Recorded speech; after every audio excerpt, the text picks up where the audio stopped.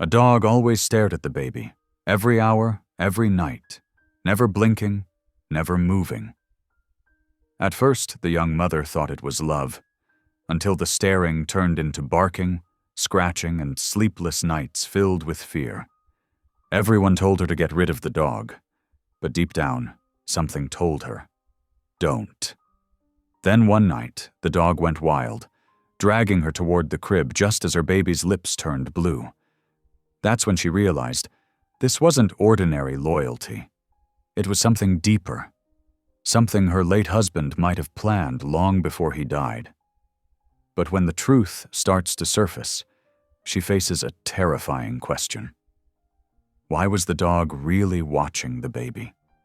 Was it trying to protect her? Or warn her of something no one else could see?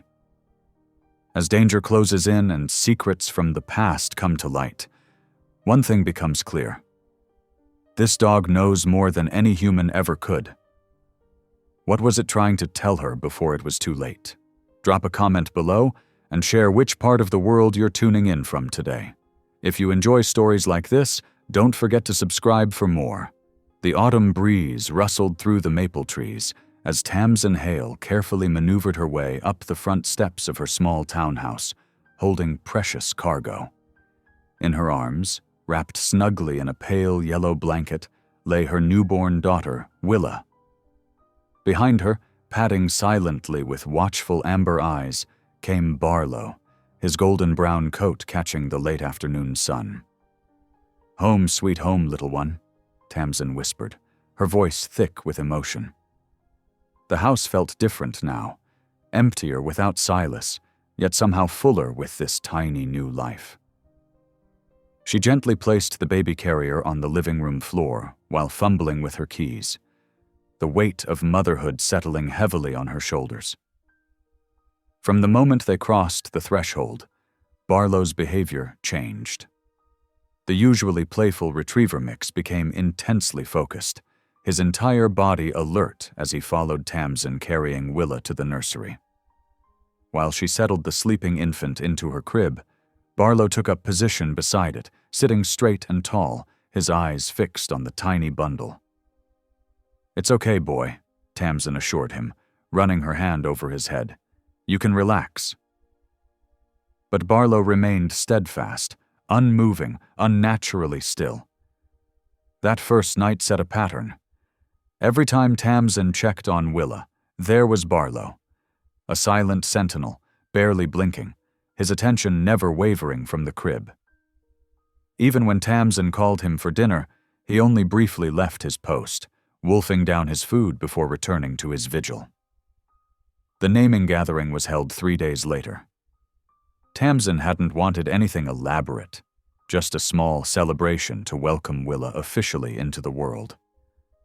She'd arranged some simple refreshments in the living room, cucumber sandwiches, fruit punch, and a small vanilla cake decorated with pink roses. The first guests had barely arrived when Harlan Pike made his entrance, filling the Sena, modest room with his commanding presence. His silver hair was perfectly styled, his designer jacket speaking of wealth and influence. He barely acknowledged Tamsin before making his way to the bassinet where Willa lay. "Rather small, isn't she?" he remarked, his tone carrying an edge of criticism. His eyes narrowed as they fell on Barlow, who had maintained his protective position beside the baby. "That dog still here? I thought we discussed this, Tamsin." Tamsin felt her chest tighten. "Barlow's family, Harlan. Silas loved him." "Silas isn't here anymore," Harlan said sharply, then seemed to catch himself as other guests glanced their way. He lowered his voice. "The animal seems unstable. Look at him. That fixed staring isn't normal." As if to prove Harlan's point, Willa made a tiny squeak in her sleep. Immediately, Barlow's paw came up, gently touching the side of the bassinet. The dog's ears pricked forward, his body tense with concentration. "There, you see?" Harlan's voice rose again. "Aggressive behavior. He could harm her." "He's protecting her," Tamsin protested, but Harlan was already pulling out his phone. "This ends now. I'm calling animal control. That dog is a liability, and the HOA has strict rules about aggressive animals. His fingers moved swiftly over the screen. I've already spoken to the board president about your situation. Tamsin felt the blood drain from her face. You went behind my back to the HOA? Harlan's expression softened slightly, taking on what he probably thought was a fatherly concern. I'm trying to help you, Tamsin. You're a single mother now. You need support, not complications. He reached into his jacket and produced a checkbook. I can assist with your expenses, help you find a more suitable place to live, but you need to make the right choices, starting with that dog. The threat was clear in his words, the promise of financial security balanced against the threat of custody battles. Tamsin knew Harlan had the resources to make her life very difficult if he chose to. Barlow stays, she said firmly, though her voice trembled slightly. He's all Willa has left of her father. Harlan's face hardened. Then you leave me no choice. He turned away, speaking quietly but purposefully into his phone. The gathering dissolved shortly after, guests making awkward excuses to leave. Tamsin stood in her empty living room, half-eaten cake forgotten on the coffee table, fighting back tears of frustration and fear. When she went to check the mail later that evening, she found the HOA warning notice taped to her door. The official letterhead and stern language made her stomach churn. Violation notice. Aggressive animal on premises. Night fell heavily around the small townhouse. In the nursery, Barlow maintained his unwavering watch over Willa's crib, his amber eyes reflecting the soft glow of the nightlight. Tamsin sat in the rocking chair, unable to sleep, her mind racing with impossible choices. She watched. Barlow, remembering how Silas had brought him home. A rescued dog with a gentle soul and surprising intelligence. Now she was being forced to choose between what everyone else saw as safety and what her heart told her was right. The weight of single motherhood pressed down on her shoulders like a physical burden. The HOA notice lay crumpled in her hand, its threats barely visible in the dim light. Outside, a car passed by, its headlights briefly illuminating the room. Barlow didn't even twitch, his focus entirely on the sleeping infant in the crib. What am I supposed to do? Tamsin whispered into the darkness. Barlow's ears twitched at her voice, but his eyes never left Willa. His dedication was both comforting and unsettling. There was something about his behavior that nagged at the edges of her mind, something she couldn't quite grasp. The night stretched on, filled with the soft sounds of Willa's breathing and the steady presence of her guardian dog. Tamsin remained in the rocking chair, caught between her father-in-law's threats and her instincts about Barlow's strange behavior. Sleep eluded her as she watched over both her charges, wondering how long she could stand against Harlan Pike's determination to control her life. The morning sun filtered through the nursery curtains, casting soft shadows across Willa's crib. Tamsin rubbed her tired eyes, having dozed off in the rocking chair. Barlow hadn't moved from his post, his amber eyes still fixed on the sleeping infant. Suddenly, Barlow's demeanor changed. His muscles tensed, and he began urgently licking his lips, a whine building in his throat. Tamsin leaned forward, her heart racing as she peered into the crib. What she saw made her blood run cold. Willa's tiny lips had taken on a bluish tinge. Tamsin snatched her daughter up, panic rising in her chest. Just as quickly as it appeared, the blue faded to pink, and Willa's color returned to normal. But the image was seared into Tamsin's mind. "We're going to the doctor," she announced, her voice shaking. Barlow watched as she hastily dressed Willa and herself, his tail low with concern. The pediatrician's waiting room was crowded with sniffling children and worried parents. When they finally got in to see Dr. Chen, Tamsin described what had happened, her words tumbling out in a rush. Her lips turned blue just for a moment. If Barlow hadn't alerted me— Dr. Chen held up a hand, her expression professionally neutral. Mrs. Hale, blue tinting can sometimes appear to parents when it's not actually there. Given Willa's age and symptoms, this is probably just reflux. But my dog— Dogs can be sensitive to our anxiety, Dr. Chen said gently. As a new mother, especially one who's recently lost her spouse, it's natural to be hypervigilant. But I'm not seeing any signs of respiratory distress. Tamsin felt deflated. The doctor's dismissal made her doubt herself, yet she couldn't shake the memory of those blue lips and Barlow's urgent response. When she arrived home, there was a message waiting from Harlan. Her hands trembled as she played it. Tamsin, I heard about the doctor visit. I'm concerned about your stress levels. Why don't you let me take Willa for a while? Just until you can get that dog situation sorted out. You need rest, and Willa needs a stable environment. The message felt like a punch to the gut. Tamsin deleted it without responding, but Harlan's words echoed in her head. Was she being paranoid? Was she putting her attachment to Barlow above Willa's well-being? That night, she decided to test her suspicions. While Willa slept, Tamsin watched Barlow carefully. She noticed a pattern emerging. When she stepped away, Barlow remained still, but every so often his posture would suddenly stiffen. Each time she returned to the crib at his signal, she found Willa's breathing shallow, sometimes with slight pauses. "Oh, Silas," she whispered, tears welling in her eyes. "What would you do?" Her late husband had always trusted his instincts, especially about Barlow. She remembered how proud Silas had been when he'd brought the dog home, talking about his special training potential. Barlow refused his dinner that evening, maintaining his unwavering vigil. His dedication reminded her so much of Silas, that same quiet, determined protectiveness. She stroked the dog's head, feeling the smooth fur beneath her fingers. A sharp knock at the door startled her. Another HOA notice was taped outside. Final warning. Immediate fines to be levied. Animal removal procedures to commence within 48 hours. Tamsin slid down against the closed door, the paper crumpling in her fist.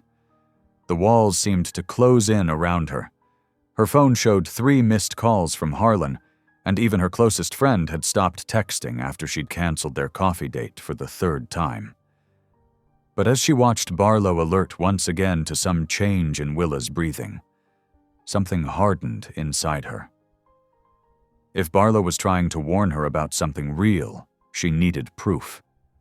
She couldn't keep dismissing these incidents as coincidence or anxiety. Standing up, Tamsin went to her laptop and began researching. She opened tab after tab about infant breathing patterns, dog behavior, and medical conditions. The house grew quiet except for the soft tapping of keys and Barlow's occasional whines. "I believe you," she told the dog softly. "Now we just have to make everyone else see what you're trying to tell us." Through the night, Barlow maintained his vigil, and Tamsin kept her own watch, documenting every instance of his alerts and Willa's breathing changes. She might be isolated, but she wasn't alone. Between her daughter's protector and her own growing resolve, she would find answers. Each time Barlow tensed, she checked Willa's breathing, noting the time and duration. Pattern after pattern emerged, too consistent to be chance. Her mother's instinct and Barlow's behavior were telling her something that couldn't be ignored, regardless of medical dismissals or social pressure. The night deepened, and Tamsin's exhaustion warred with her determination. But every time she felt her resolve wavering, she thought of those blue lips, of Barlow's unwavering dedication, and of Silas's faith in both the dog and her. Whatever was happening with Willa, she would get to the bottom of it. In the soft glow of the nightlight, she watched her daughter breathe and her dog keep watch, knowing that tomorrow would bring new battles with Harlan, the HOA, and a medical system that seemed determined to dismiss her concerns. But for now, in this quiet moment, she felt stronger than she had in days. She had a purpose, a direction, and most importantly, she had proof building with every documented alert from Barlow. Exhaustion had finally won. Tamsin dozed in the living room armchair, her body heavy with the accumulated fatigue of constant vigilance. The afternoon sun cast warm squares on the carpet, and for a moment everything felt deceptively peaceful. Then came the sharp tug at her sleeve. Barlow's teeth were gentle but insistent on her sweater, pulling her toward the nursery with desperate urgency. The sight jolted her fully awake. In all his months with them, Barlow had never grabbed her clothes before. "What is it, boy?" Her question died in her throat as she reached the crib. Willa lay unnaturally still, her tiny chest motionless. Tamsin's heart stopped. "No, no, no." She reached for her baby with trembling hands. Then, as if answering a prayer, Willa gasped. Color flooded back into her cheeks as she drew a deep, shuddering breath. Tamsin gathered her daughter close, her own body shaking with delayed terror. "Good boy," she whispered to Barlow, who pressed against her leg, his amber eyes never leaving Willa's face. Good boy." But she couldn't stop trembling. This was different from the other episodes. Worse. She needed help, real help, not another dismissive doctor's visit. Through the window, she spotted a familiar figure in paramedic blues walking up the street. Rowan Keats, her neighbor from 3 houses down, was just getting home from his shift. Tamsin made a split-second decision. Still holding Willa, she hurried to her front porch. "Mr. Keats," her voice cracked slightly. Could I ask you something?" Rowan turned, his expression shifting from tired to concerned as he took in her obvious distress. "Everything okay, Mrs. Hale?" "Tamsin," she corrected automatically. "And no, I don't think it is." She explained what had just happened, then backtracked to tell him about Barlow's behavior over the past weeks. The words tumbled out, and she waited for the familiar look of doubt she'd seen on so many faces. It never came. Instead, Rowan listened intently, asking careful questions about timing and symptoms. His eyes stayed focused on her face, not dismissing a single detail. "Have you been able to monitor her oxygen levels during these episodes?" he asked. Tamsin shook her head. "Wait here." He jogged to his house and returned minutes later with a small device. "It's a pulse oximeter. Measures oxygen saturation in the blood.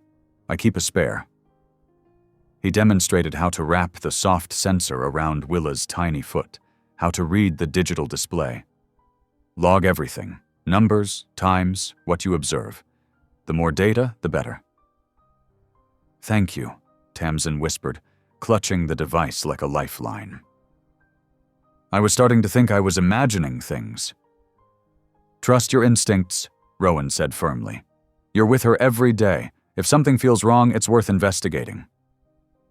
He glanced at Barlow, who had followed them outside. "And maybe trust his instincts too." Over the next few days, Tamsin created a detailed log. Every time Barlow's posture changed, that telling stillness, the fixed stare, she noted the time. When he whined or pawed at the crib, she recorded it. Most importantly, she tracked the numbers on the pulse oximeter. The pattern was undeniable. Whenever Barlow alerted, Willa's oxygen levels dropped below 90%, sometimes as low as 85%. The dog's warnings came seconds before the monitors showed any change, as if he could sense it coming. Tamsin filled notebook pages with timestamps, measurements, and observations. 2:15 p.m. Barlow alert, rigid stance. 2:15:30. p.m., O2 drops to 87%, 2:16 p.m. Willa gasps. O2 returns to 96%. She took photographs of every page, backing up the evidence on her phone. The data told a story that couldn't be ignored. Barlow wasn't causing panic. He was preventing tragedy. But Harlan refused to see it. He showed up unannounced one afternoon, his expensive car blocking her driveway again. "This has gone far enough," he announced, waving one of her log sheets that he'd snatched from the table. "You're training anxiety into my granddaughter. That animal has you jumping at shadows, and now you're documenting your paranoia?" "It's not paranoia," Tamsin said, standing her ground. "I have proof. Proof that you're unfit to make rational decisions about Willa's care." Harlan's voice turned dangerous. "I've spoken to my lawyers. If you don't remove that dog and start acting reasonably, I'll petition for emergency guardianship. Think carefully about your next move, Tamsin." After he left, Tamsin sat at her kitchen table, surrounded by her careful notes and readings. Her hands shook as she took more photos of the logs, sending them to a secure email account. Barlow rested his head on her knee, offering silent support. "We need help," she told him softly. "Someone who understands what you're doing, who can explain it to people who have to listen." She began researching experts in animal behavior and medical alert dogs, determined to find someone who could interpret Barlow's life-saving instincts. In the nursery, the pulse oximeter's soft beeping continued its vigilant monitoring, adding more data points to support what Barlow had been trying to tell them all along.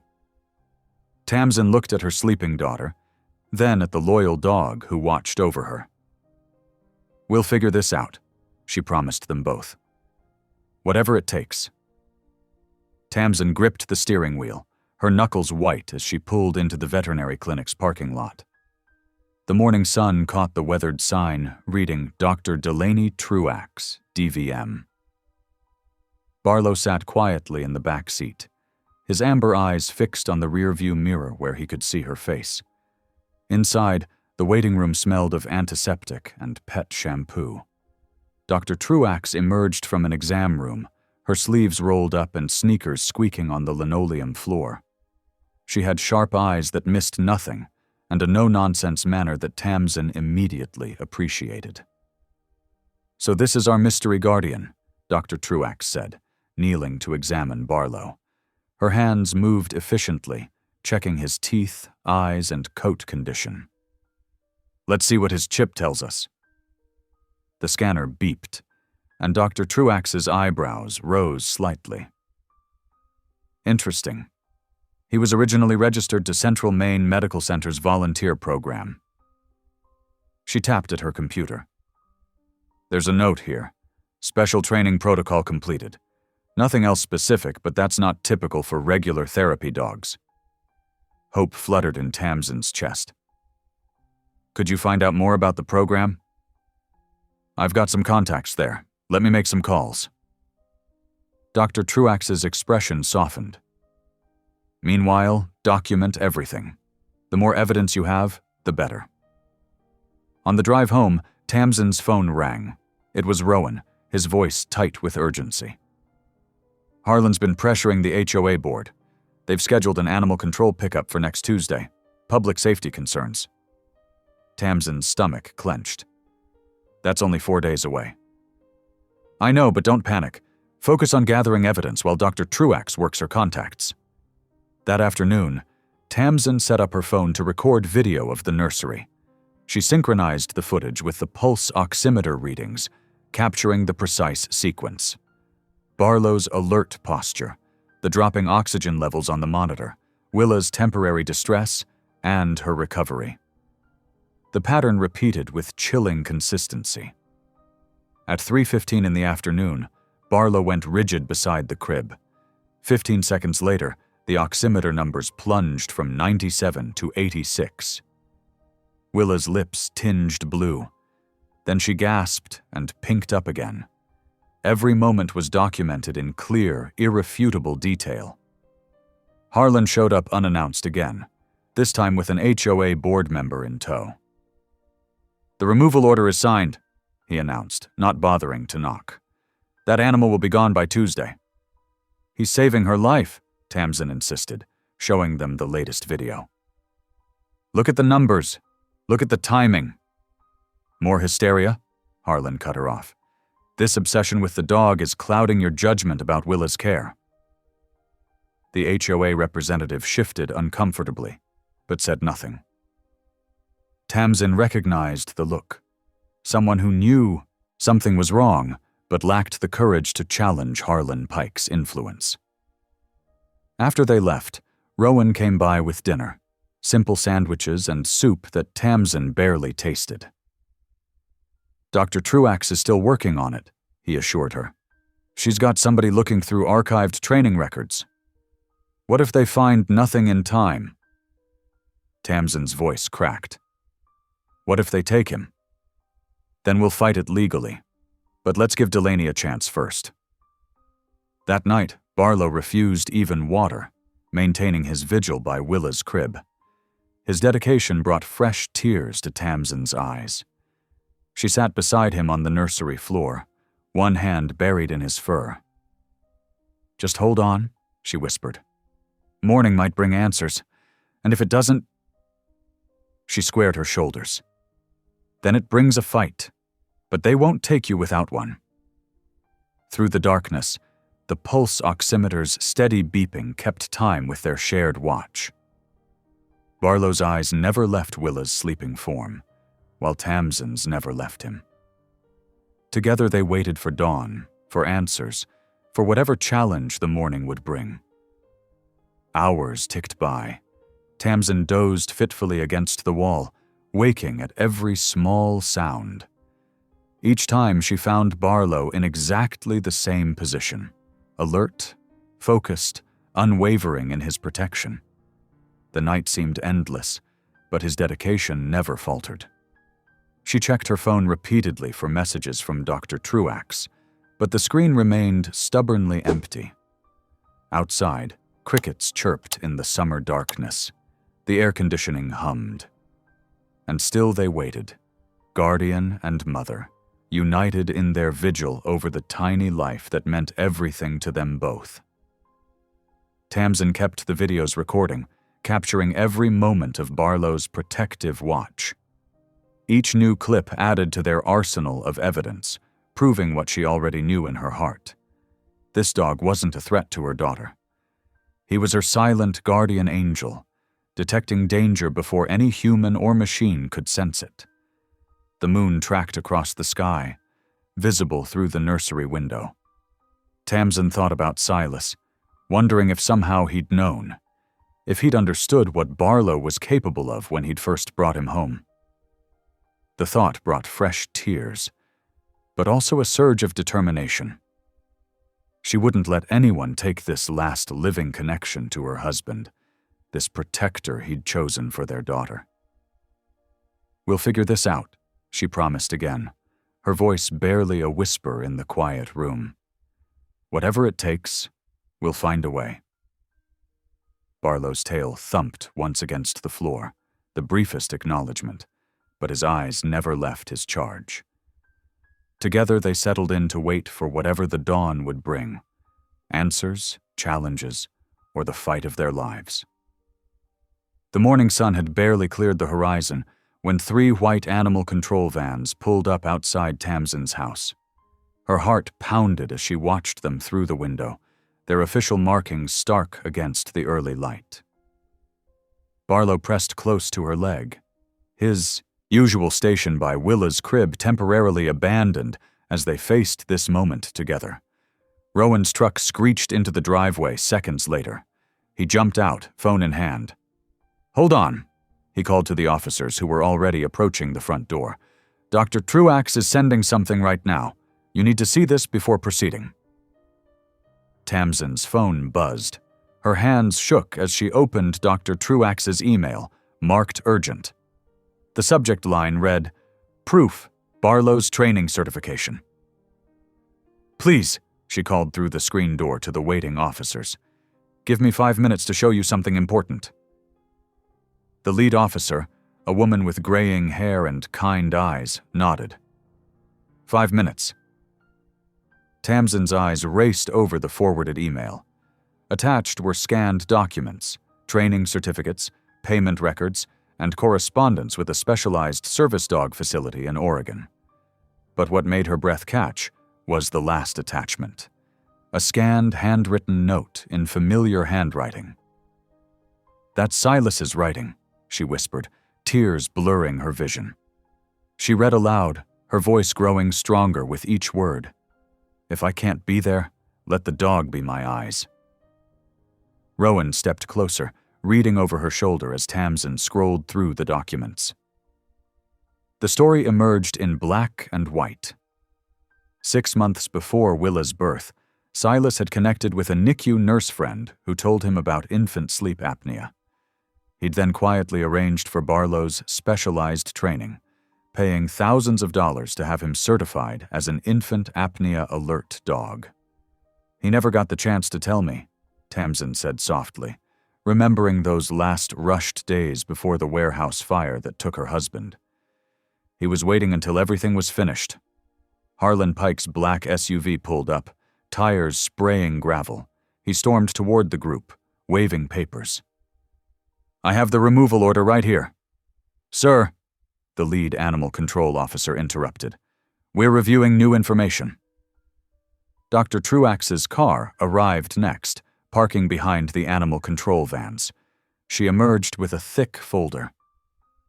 "I've verified everything," she announced, walking briskly to join them.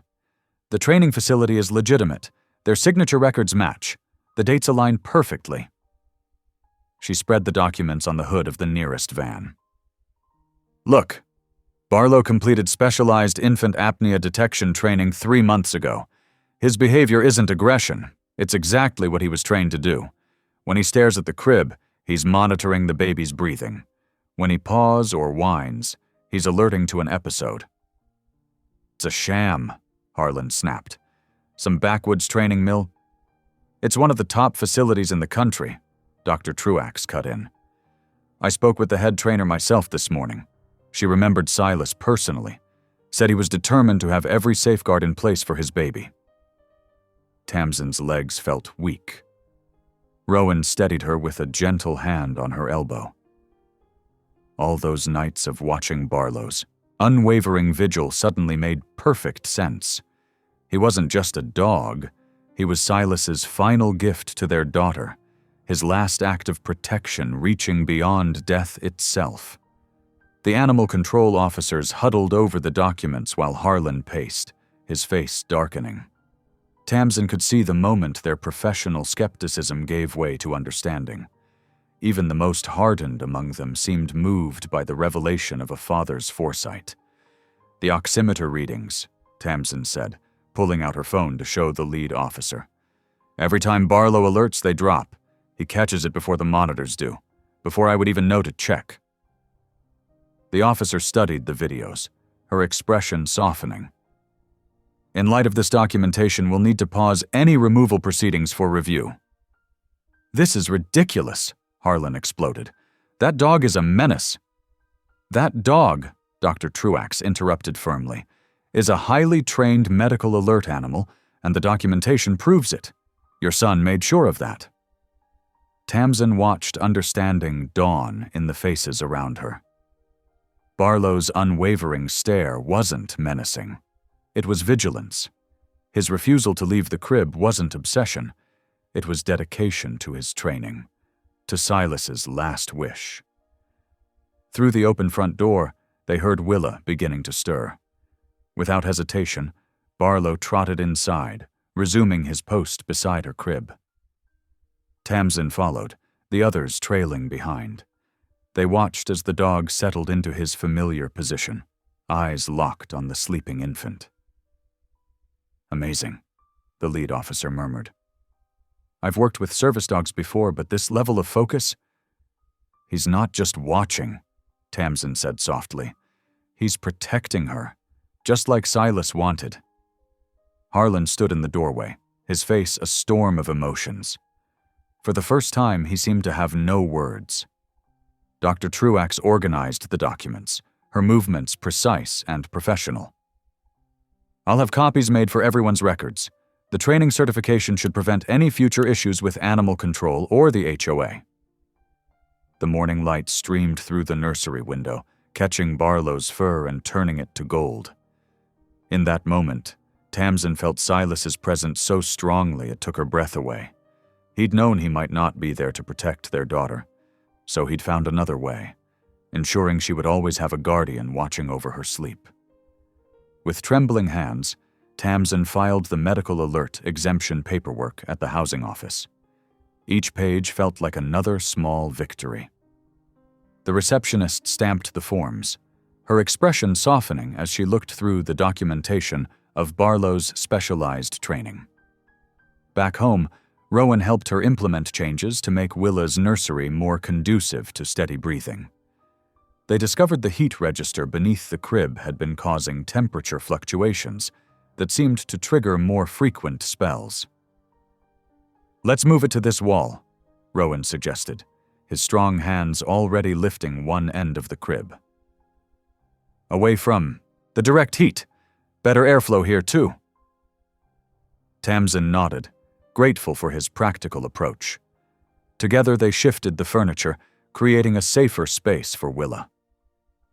Barlow watched intently from his usual spot, only relaxing once the crib was secured in its new location. "Now for the pressure pad," Rowan said, pulling out a simple monitoring device. He showed Tamsin how to connect it to her phone. "If anything happens while you're sleeping, this will alert both of us. I'm just 4 houses down. I can be here in under a minute." Tamsin's throat tightened at his thoughtfulness. "Thank you," she managed, "for everything." The courthouse loomed large the following morning. Tamsin clutched her folder of evidence close, synchronized logs showing Barlow's alerts matching the oximeter readings, the trainer certificates Dr. Truax had verified, and a detailed statement from the veterinarian herself about the legitimacy of Barlow's training. Her lawyer, a kind-faced woman recommended by Rowan, laid out their case methodically. She showed the judge videos of Barlow alerting to Willa's breathing changes, followed by the corresponding oxygen level drops on the monitor. "Your Honor," she said, "this isn't just a pet.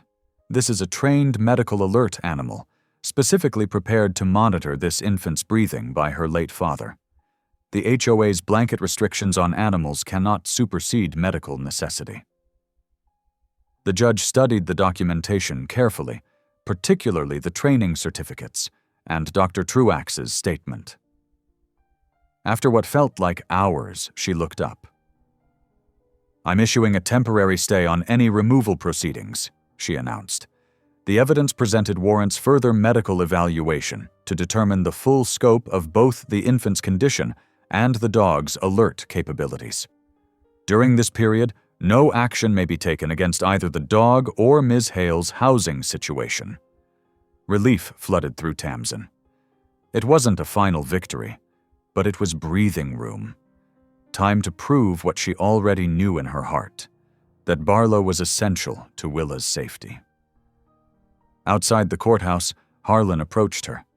His silver hair was perfectly combed as always, but something in his stance seemed deflated. "I only wanted to ensure Willa's safety," he said, his voice carefully modulated to sound reasonable. "You understand that, don't you? Any grandfather would worry." Tamsin met his gaze steadily. "Silas understood about safety too," she replied quietly. "That's why he trained Barlow, to protect her when he couldn't." A muscle twitched in Harlan's jaw, but he maintained his contrite expression. "Perhaps we can find a way forward that satisfies everyone's concerns." Tamsin didn't answer. She was too tired for his manipulations, too drained from the constant battle. She simply nodded politely and walked to where Rowan waited by his truck. That evening, she sat in the nursery organizing her documentation while Barlow maintained his vigil. She created a new logging system, more detailed than before, ready to record every alert and oxygen dip for the upcoming medical evaluation. The pressure pad was in place, its small indicator light blinking steadily. Rowan's number was programmed for emergency alerts. The crib's new location had already resulted in fewer episodes. Each small change felt like another piece of armor, another layer of protection for both Willa and their little family's future. As she watched Barlow's unwavering focus on her daughter, Tamsin felt her determination solidify. The final hearing would determine not just Barlow's status, but her right to make decisions for her child without interference. She would be ready. She would prove that Silas's last gift wasn't just about protecting Willa's breathing. It was about preserving their family's right to survive and thrive on their own terms. The sky darkened to an ominous slate gray as the nor'easter rolled in from the coast. Wind rattled the windows of Tamsin's small house, and tree branches scraped against the siding like skeletal fingers. The weather forecast had warned of potential power outages, but Tamsin hadn't expected them so soon. When the lights flickered and died, she was changing Willa's diaper. The sudden darkness made her fumble for her phone's flashlight. Barlow's eyes gleamed in the beam as he maintained his watchful position near the crib. "It's okay, sweet girl," Tamsin whispered, securing the diaper and bundling Willa back into warm layers. The temperature would drop quickly without heat. She checked the oximeter by phone light. Normal readings for now. A heavy knock at the front door made her jump. Through the peephole, she saw Harlan Pike's tall figure, his silver hair whipped by the wind. "I brought a generator," he called through the door. "The whole neighborhood's dark. Let me help, Tamsin." She hesitated, one hand on the doorknob. Barlow had appeared at her side, his posture alert but not alarmed. After a moment, she opened the door. Harlan wheeled the generator onto her porch, his expensive coat flapping. "Where do you want it set up? The nursery needs power. That monitoring equipment you're using can't run on batteries forever."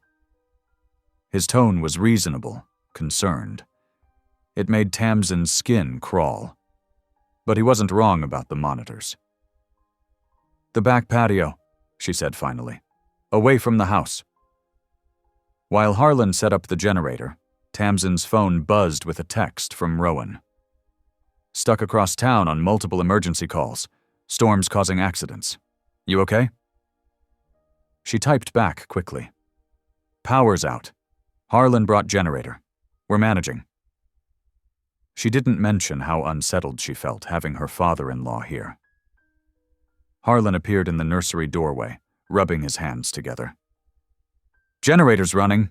You'll want to crack this window a bit. Get some fresh air circulation with all these blankets. Don't want carbon monoxide building up." Tamsin nodded stiffly, but something in his tone made her uneasy. She opened the fouet window just an inch, enough to satisfy him without letting in too much cold air. "I should get going before the roads get worse," Harlan said. "Call if you need anything." His footsteps echoed down the hall, followed by the front door closing. The house felt different in the storm dark, full of shadows and unfamiliar sounds. Wind moaned through cracks, and the temperature kept dropping despite the generator humming outside. Tamsin piled another blanket over Willa's sleeping form. Barlow's behavior began to change as the evening wore on. He paced between the back door and the crib, his nails clicking on the hardwood. Each time he reached the crib, he'd stare intently at Willa before resuming his circuit. The pattern grew more urgent with each repetition. In the laundry room, Tamsin held blankets over the gas flame of the dryer's pilot light, trying to warm them. The storm's intensity had increased, wind howling against the house. She kept one ear tuned for Barlow's movement, counting his steps between door and crib. When she returned to the nursery, she found him rigid beside Willa's crib. His ears were pricked forward, his breathing shallow, the alert posture she'd learned to trust. The baby monitor on the dresser flickered once and went dark. Tamsin rushed to check the oximeter, but its screen was dead too. The generator's hum had stopped. Outside, the wind screamed louder, and somewhere in the darkness, danger crept closer with every passing second. She fumbled for her phone, hands shaking as she tried to text Rowan. The message wouldn't send. No signal. Barlow's growl was so low she felt it more than heard it, a vibration of warning in the storm-tossed dark. The nursery air felt wrong, heavy, thick with something beyond the usual winter chill. Barlow's pacing had stopped completely now. He stood frozen between Willa's crib and the slightly open window, his entire body a living warning signal. Tamsin moved to close the window, but Barlow's growl intensified. She froze, realizing that whatever threat he sensed might be made worse by her actions. The dog's training had never failed them before. She had to trust him now, even if she couldn't understand what was wrong. The generator's silence felt oppressive.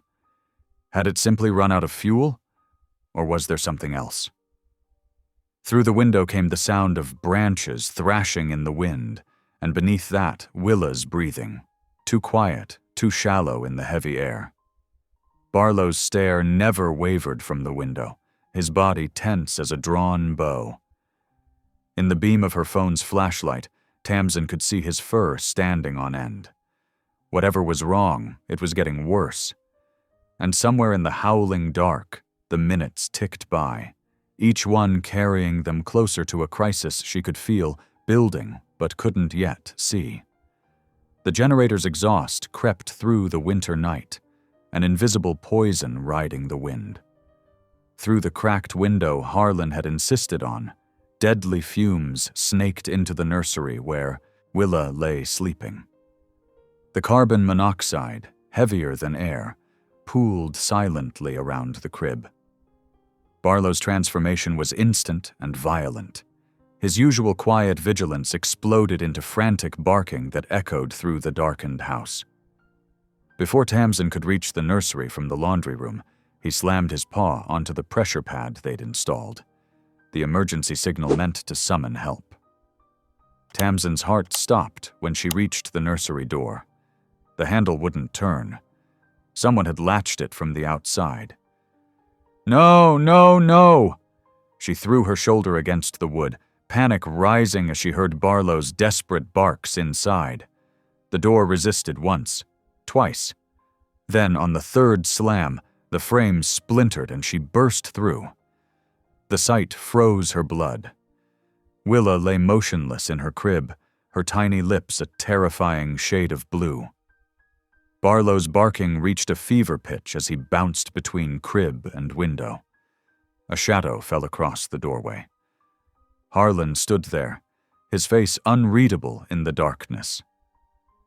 "I was only trying to protect her," he said, his voice eerily calm. "You wouldn't listen about the dog. Sometimes a father has to make hard choices." Tamsin didn't waste breath responding. She grabbed the closest thing, a heavy ceramic lamp, and swung it at the window. Glass shattered, cutting deep into her forearm as she cleared the jagged edges from the frame. Blood ran warm down her wrist, but she barely felt it as she fought with the frozen sash. The wind howled through the broken window, bringing blessed clean air but also bitter cold.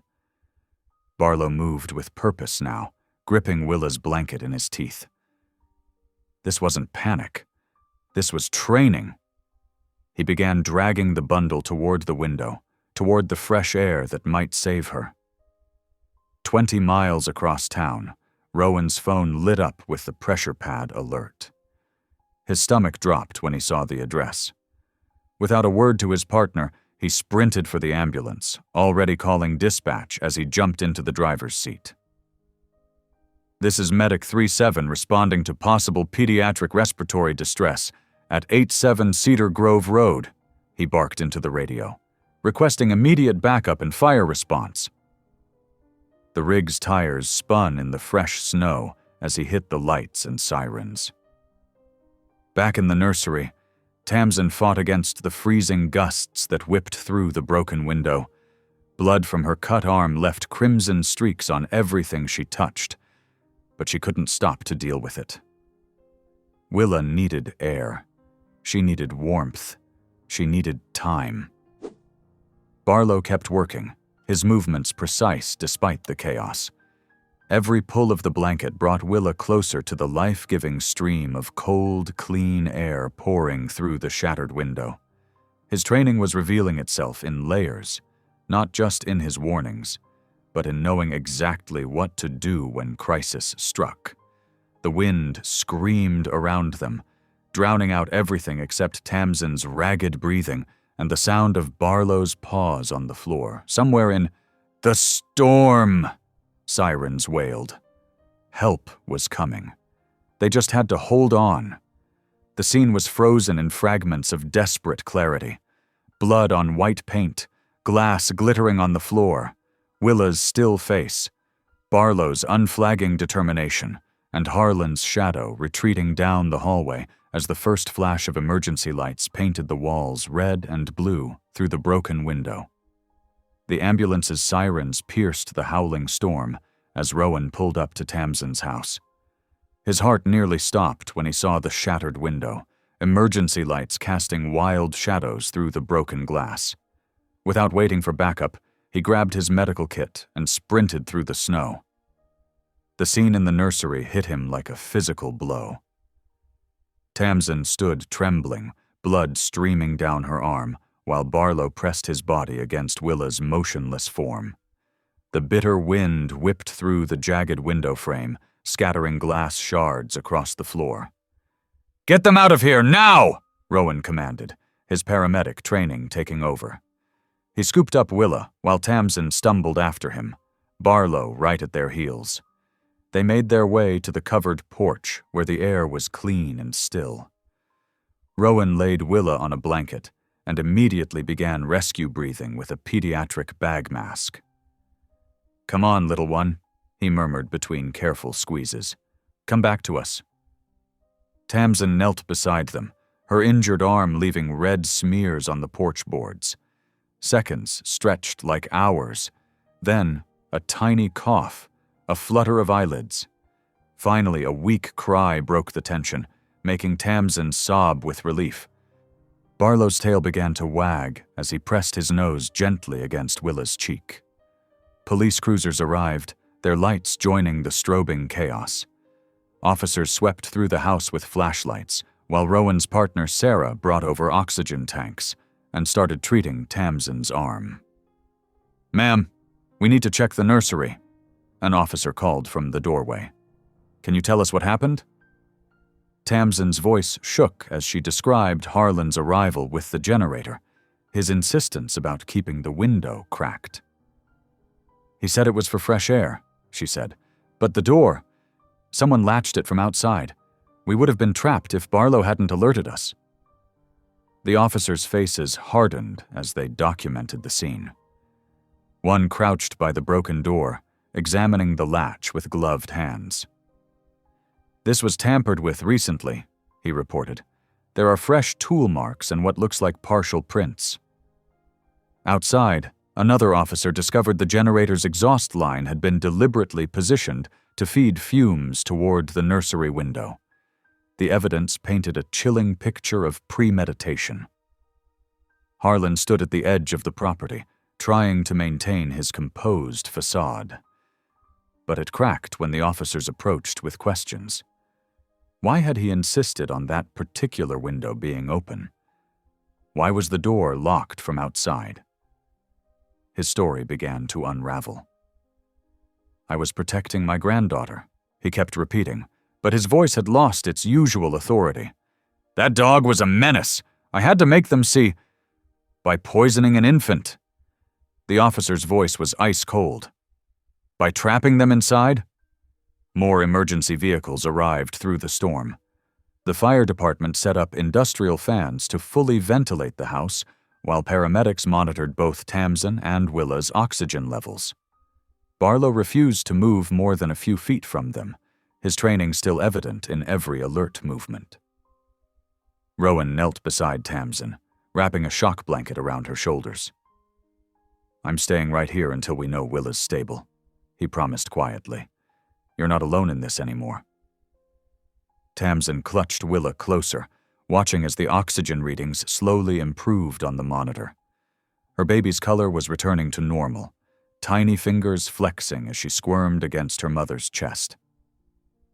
Barlow sat at attention, his eyes moving between Willa's face and the numbers on the screen, as if he understood their significance. The night that had nearly ended in tragedy was transforming into something else, a revelation of truth, of justice beginning to turn. As evidence mounted in the nursery, as Harlan's calculated plan became clear, the full scope of what they'd survived began to sink in.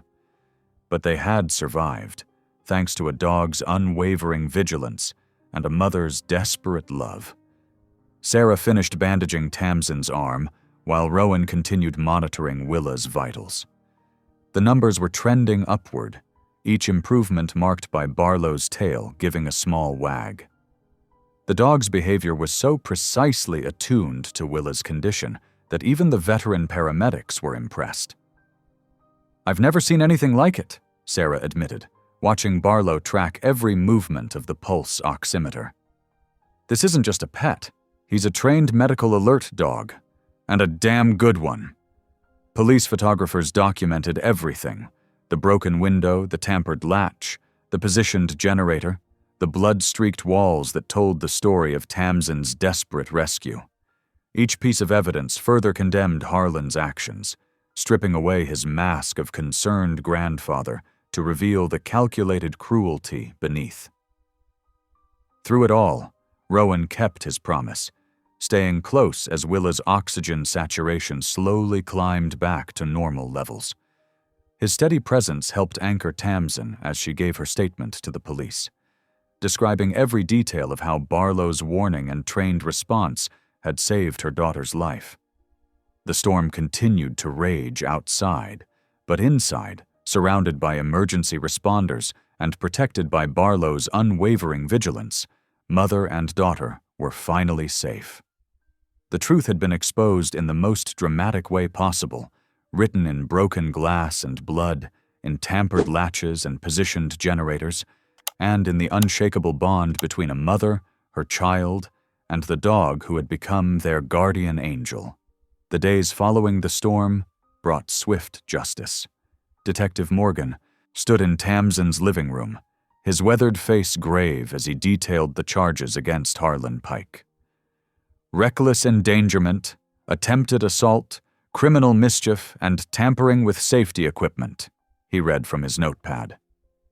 "The district attorney is taking this very seriously, Mrs. Hale." Tamsin sat on her couch, Willa sleeping peacefully in her arms. Barlow lay at her feet, his watchful gaze never wavering from the baby. "What happens now?" she asked softly. "Mr. Pike has been released on bail, but there's a restraining order in place. He can't come within 500 feet of you, Willa, or this property." The detective's eyes softened. "And his threats about custody? They're done. No judge would consider his petition after this." Later that afternoon, a courier delivered an envelope from the Homeowners Association. Tamsin's hands trembled slightly as she opened it, remembering all the threatening notices that had preceded the nightmare. But this letter was different. "Dear Mrs. Hale," she read aloud, "the Board of Directors extends its sincerest apologies for our previous actions regarding your service animal, Barlow. All citations and fines have been formally reversed. We recognize the vital medical alert service he provides." She couldn't finish reading through her tears. Rowan, who had stopped by to check on them, gently took the letter from her hands. "They're making it right," he said quietly. "As they should." The pediatric sleep specialist's office was bright and welcoming when Tamsin brought Willa for her evaluation. Dr. Chen studied the logs and oximeter readings with careful attention. "These readings confirm what we suspected," she explained. "Willa has central sleep apnea. It's not severe enough to require hospitalization, but will need consistent home monitoring." She smiled at Barlow, who sat alertly beside Tamsin's chair. and you already have an excellent early warning system in place. Dr. Delaney Truax proved invaluable in navigating the process of getting Barlow officially certified. She worked tirelessly, gathering documentation and coordinating with medical alert dog trainers. The training Silas arranged was top-notch, Delaney explained, reviewing certificates spread across her desk. We just need to formalize it with current medical documentation. Rowan's detailed incident report from the night of the storm provided the final piece of evidence. His clear professional account of Barlow's life-saving actions carried significant weight. The court hearing for Barlow's protected status coincided with the final custody determination. Tamsin stood before the judge, her voice steady as she presented their case. The courtroom was quiet except for the soft rustling of papers and Willa's occasional coos from her carrier. Judge Martinez reviewed the documents thoroughly before looking up. The evidence is clear and compelling, she declared. This court affirms Tamsin Hale's full custodial authority of Willa. Hale, with no grounds for challenge by Harlan Pike. Furthermore, Barlow is hereby certified as a medical alert companion animal, with all associated legal protections. The judge's gavel fell with a decisive crack, and Tamsin felt years of tension release from her shoulders. Outside the courthouse, Rowan waited with a quiet smile. "Let me help you get set up properly," he offered, walking them to the car. "The monitoring equipment can be tricky at first." Over the next few days, Rowan became a steady presence, but never an intrusive one. He installed the new pulse oximeter with its wireless connection to Tamsin's phone. He showed her how to position the sensors for accurate readings and explained what different alarm patterns meant. "If you hear 3 short beeps, that's a temporary dip," he demonstrated. "A continuous tone means immediate attention needed. But honestly?" He glanced at Barlow, who had already moved to Willa's side at the sound of the demonstration alarm. "He'll probably alert you before the machine does." Tamsin watched him work, noting how he always asked before entering a room, how he spoke to Willa with gentle respect, how he acknowledged Barlow as a working partner rather than just a pet. This wasn't the desperate acceptance of help she'd felt in those early days. This was choosing to let someone in. That evening, after Rowan left with a simple, "Call if you need anything," Tamsin went through their new bedtime routine. She checked the monitor's battery, adjusted Willa's sleep sack, and smiled at how normal it all felt now. Her stitches pulled slightly as she leaned over the crib to kiss Willa goodnight. The cut would leave a scar, but she didn't mind. Some marks were worth carrying. Barlow took his usual position beside the crib, his amber eyes meeting Tamsin's. In that steady gaze, she saw everything: Silas's foresight and love, the dog's unwavering dedication, their shared mission to protect the precious life before them. "We keep each other breathing," Tamsin whispered, touching Barlow's head gently. The house settled around them, creaking softly in the night air. But it wasn't the tense silence of siege anymore. This was the quiet of guardians at peace, of love standing watch, of breath flowing steady and strong through the darkness. In the nursery, Barlow maintained his vigil while Willa slept soundly. The monitoring equipment blinked softly, its gentle green lights a testament to technology's role in their safety. But it was the invisible bonds between them, mother, child, and faithful dog, that truly kept them secure. Tamsin took one last look before heading to her own rest. The scene before her was exactly what Silas must have envisioned: their daughter protected by both modern medicine and ancient devotion, technology and heart working in harmony. His final gift had become their bridge to the future, a future where they could all breathe freely at last. Thank you for watching. Stories like this remind us who we are. If something touched your heart, go ahead and subscribe. I'll be back tomorrow with another story that just might stay with you.